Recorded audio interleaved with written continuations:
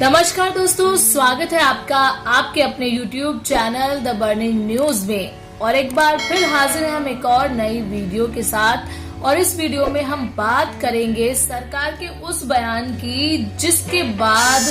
विपक्ष सरकार पर हमलावर है और सवाल जवाब का सिलसिला शुरू है। दरअसल संसद में केंद्र सरकार ने ये बयान दिया है कि कोरोना की दूसरी लहर के दौरान देश में एक भी मरीज की मौत ऑक्सीजन की कमी से नहीं हुई, जबकि ये हम सभी जानते हैं कि कोरोना की दूसरी लहर के दौरान किस तरीके के हालात देश में बने थे। ऐसी तस्वीरें सामने आई थी जिन्होंने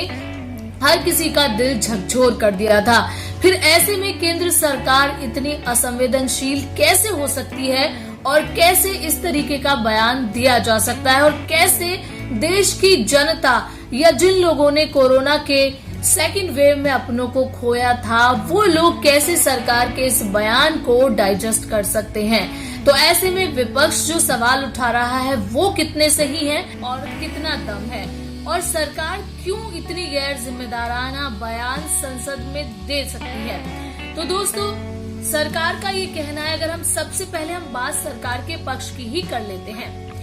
केंद्र सरकार का साफ कहना है कि उन्होंने संसद में जो भी स्टेटमेंट जारी किया है वो स्टेटमेंट राज्यों के जरिए जो रिपोर्ट केंद्र को भेजी गई है उसके बिहाफ पर उन्होंने कहा, क्योंकि राज्यों के जरिए जो रिपोर्ट केंद्र को सौंपी गई थी उसमें साफ तौर पर ये कहा गया था कि कोरोना से इतनी मौतें हुई हैं और नॉन कोविड लोगों की जो मौतें हुई हैं उनका आंकड़ा है, लेकिन जो कोरोना से लोग मरे हैं वो क्यों मरे हैं या ऑक्सीजन की कमी से मरे हैं इसका कोई भी आंकड़ा केंद्र सरकार को नहीं दिया गया। तो सरकार ने साफ कर दिया है कि उन्होंने संसद में जो बयान दिया वो राज्यों की रिपोर्ट के आधार पर दिया है। लेकिन अब सवाल ये भी उठता है कि केंद्र सरकार पर सवाल उठाने वाली राज्य सरकारें आखिर कैसे केंद्र पर सवाल उठा रही है जब उन्होंने अपने राज्य की रिपोर्ट ही सरकार को सही तरीके से नहीं दी है। मेरे पास एक पेपर है जिसमें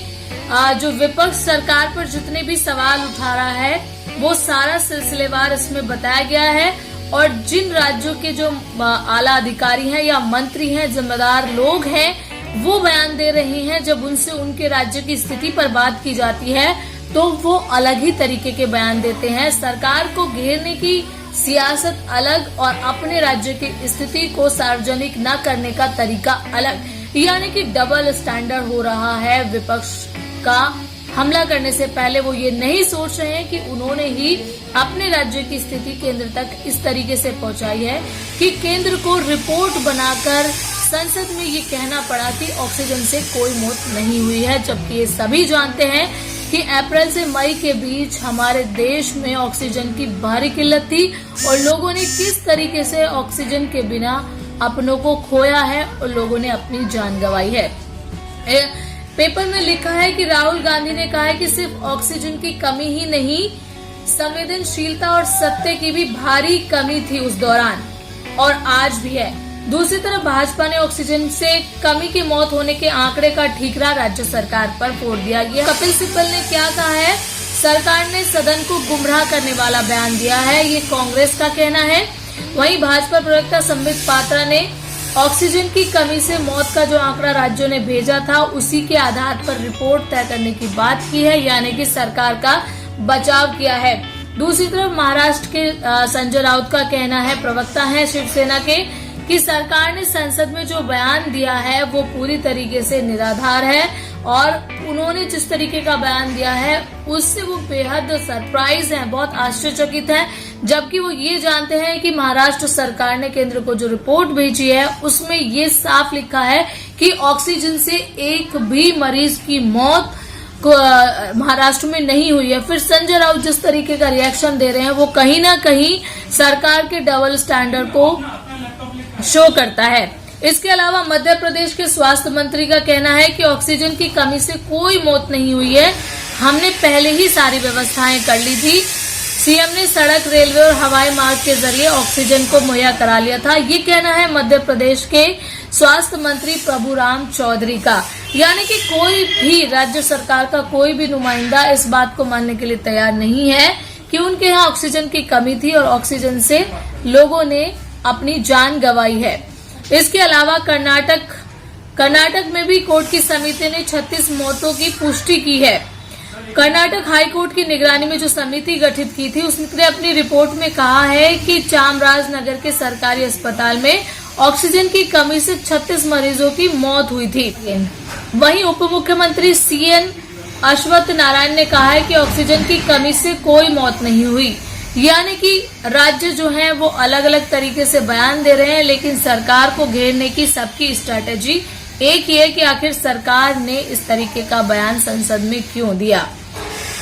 लेकिन मीडिया रिपोर्ट्स की बात करें तो मीडिया रिपोर्ट्स में 629 मौतें दर्ज की गई हैं जो ऑक्सीजन की कमी से हुई हैं। अब ये हम लोगों को तय करना है कि हम किसकी बात पर यकीन करें और किसकी बात पर नहीं करें। यहाँ केंद्र सरकार की जो गलती लगती है वो ये लगती है कि अगर केंद्र में रहकर भी राज्य उनके पास इस तरीके की रिपोर्ट भेज रही हैं तो ये सरकार की जिम्मेदारी बनती है कि वो इस पर सवाल उठा सकती थी उसे संसद में पेश करने से पहले। और दूसरी तरफ राज्यों से जब इस बारे में बात की जाती है तो उनका यही कहना है कि सरकार ने हमसे जो रिपोर्ट मांगी थी उसमें इस तरीके का कहीं कोई कॉलम ही नहीं था जहां पर ये चीज क्लियर की जा सके कि ये जो मौत का आंकड़ा है वो ऑक्सीजन से है या कोरोना से है। जबकि डॉक्टरों का कहना है कि ऑक्सीजन की कमी का जो एक डिटेल होती है, जो फॉर्म होता है, उसमें भी इसी तरीके का कहीं भी कोई जानकारी के लिए कॉलम बनाया ही नहीं गया था। तो ऐसे में वो सरकारों को या राज्य सरकारों को कैसे ये बताते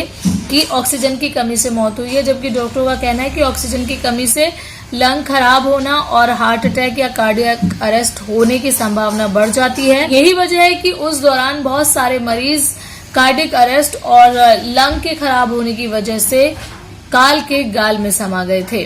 तो अब सियासत जारी है, राज्य सरकारें केंद्र सरकार पर सवाल जवाब कर रही हैं और केंद्र सरकार राज्य सरकारों पर ठीकरा फोड़ रही है। लेकिन इन सब के बीच में सबसे ज्यादा परेशान अगर कोई है तो वो आम आदमी है, जिन्होंने कोरोना की दूसरी लहर के दौरान अपनों को खोया है। तो इसलिए अब ये तय हम सभी को करना है कि आखिर इस पर हमें किस तरीके से रिएक्ट करना है और आने वाले दिनों में किस तरीके से राजनेताओं को ये सिखाना है कि जनता की भावनाओं से अगर आप खेलोगे तो आपको इसका खामियाजा जरूर उठाना पड़ेगा। तो दोस्तों मिलते हैं नेक्स्ट वीडियो में, तब तक के लिए नमस्कार।